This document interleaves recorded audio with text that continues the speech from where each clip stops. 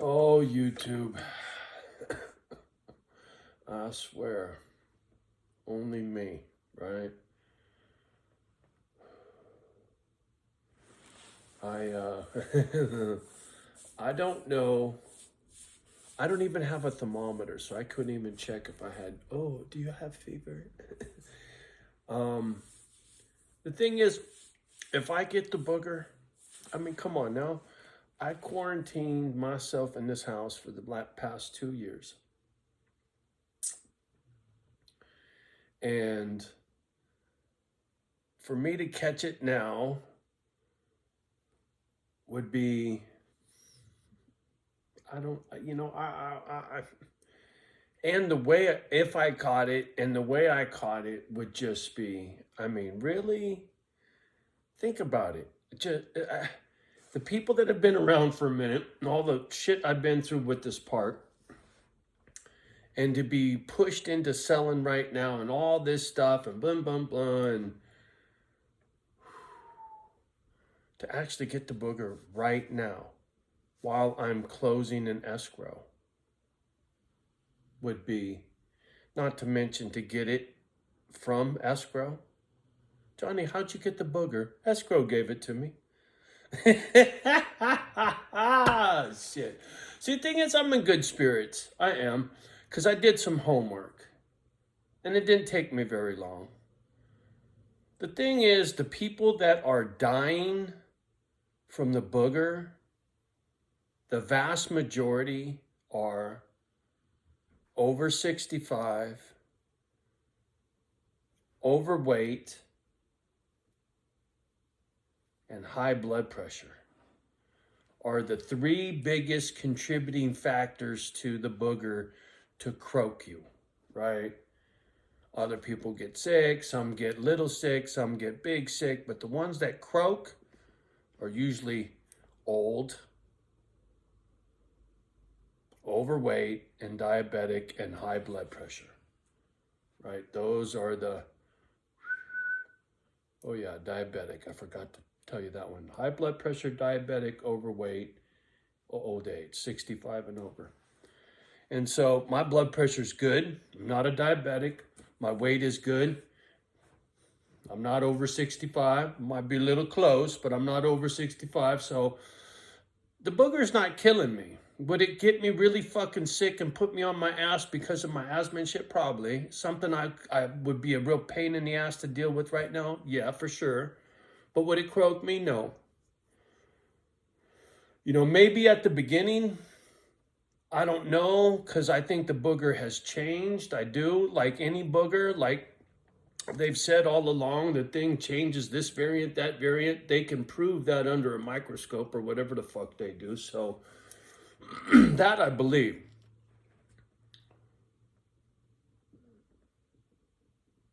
It's just, I don't need the hassle right now. And it would be so ironic. But get this.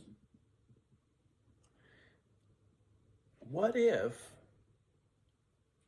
I'm asymptomatic? I get the booger and it don't even get me sick. And here for the last 2 years, I've been stuck in my effing house because I wanted to be careful with these bad lungs, not to get the booger, and it didn't make no difference. I could have got the booger and it wouldn't have done nothing to me because I'd have been one of them people that don't bother. Wouldn't that be something, boy? Right? And then the jab haters would be like, oh, look at Johnny O, right? I get it, man. It's a crazy, crazy shit. And the thing is, it doesn't matter for me. It matters for you. What your body is, what goes in your body, how you feel, what makes you feel better, what makes you feel worse, what risk, this, that, those decisions are yours. And nobody can tell you what to do with your body, man. Right? Whether it's with the clothes on, with the clothes off, with a jab. I don't give a fuck what it is in life. Nobody's got a right to tell you what to do. Unless you're breaking the fucking law and you're hurting somebody kind of thing, and then the cops are gonna fucking bust on you. You get, but that, you know what I'm saying. But what goes in your body, that's up to you, homie. Whether it's in a cup of water or in a jab, it's up to you what goes in your body.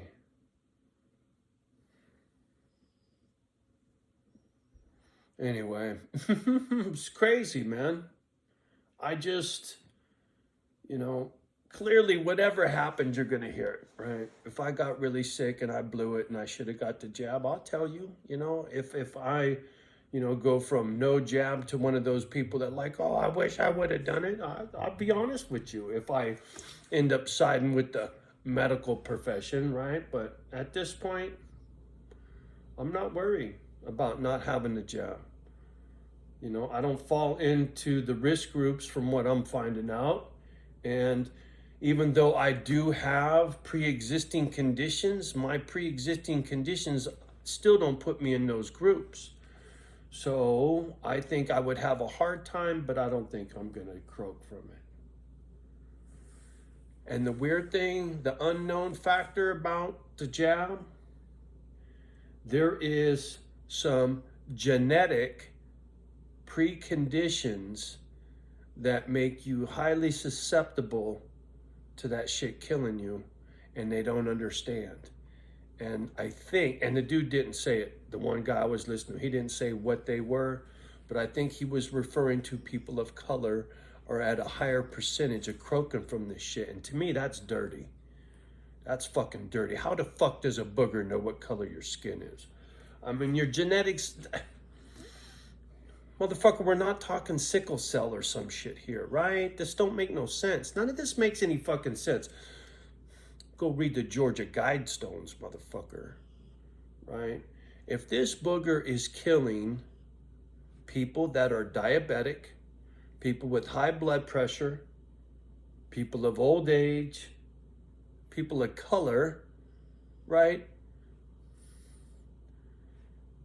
And then you read the Georgia Guidestones and they talk about overpopulation and the people that are a burden to the society, people that society has to take care of, right? The old, the sick, the poor, right? That's who this booger is killing. Now that's conspiracy theory 101 for sure. But the point I'm trying to make is, I don't give a fuck about none of that shit. I didn't get the jab because of my personal reasons, not because of anybody else. Like I explained, it was a fear of needles.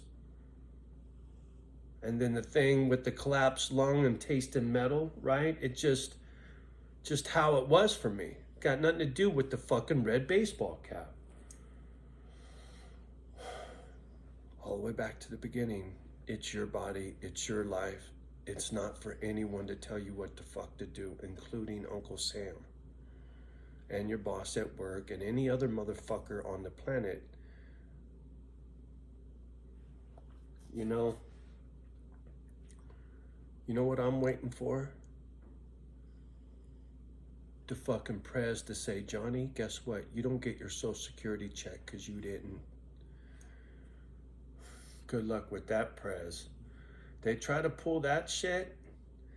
You want to see civil unrest? Try to take Social Security check for the ones that didn't get the jab, prez, and see how that goes over, right? They're already pushing that shit. Oh, you can't get on a plane. You can't do this. You can't do that. What about you can't get unemployment if you don't have this? Isn't that already kind of happening? Then you look at what's happening in France. Motherfuckers are taking up arms, man. Everybody's picking a side over this booger. But the pharmaceutical companies are making bazillions of dollars, man.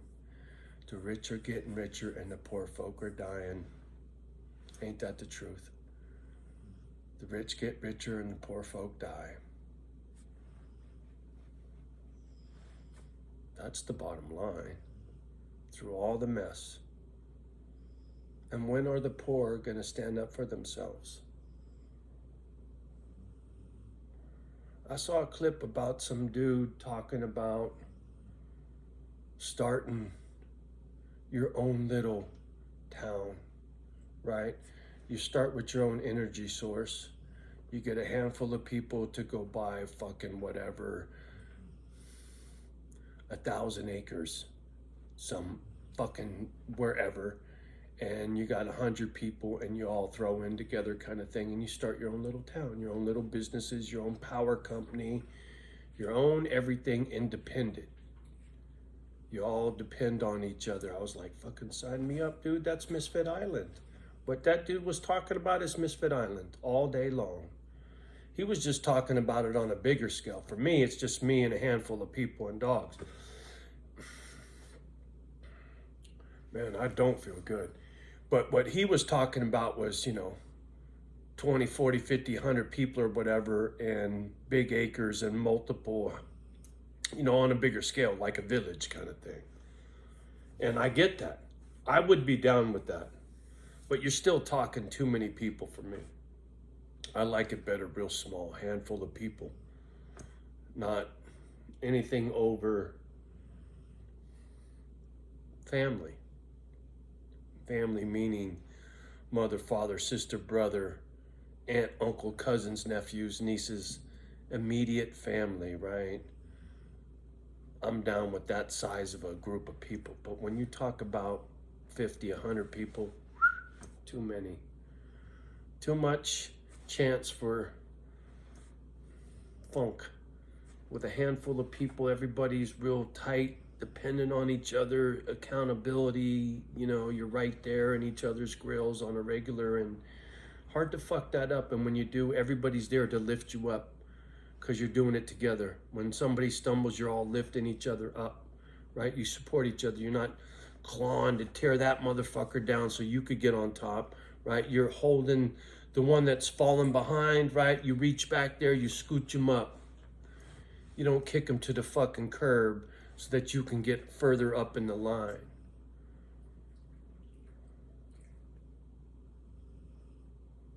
Anyway, I'm gonna get off the gadget. I don't know. We're gonna see if I got this booger or not. Crazy. Orderly Holmes.